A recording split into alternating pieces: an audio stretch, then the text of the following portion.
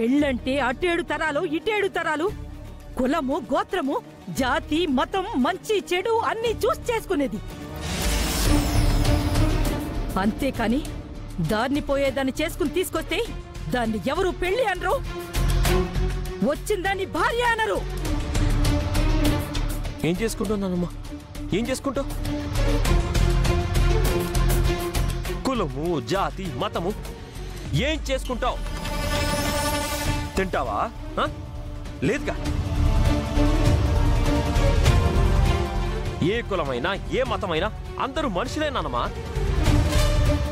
తను నీలాంటి ఆడదే, తనకి నేను తప్ప ఎవరూ లేరు.